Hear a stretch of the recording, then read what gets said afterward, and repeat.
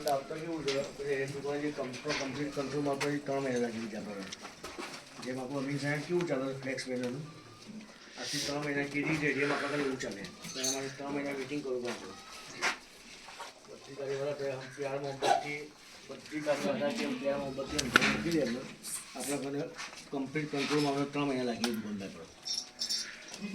તારી બધી વાત છે તું તારી જગ્યાએ બિલકુલ હશે મારા મેન કન્ડિશન કેવી છે અમે એમને કંટ્રોલમાં પણ 3 મહિના લાગી નહીં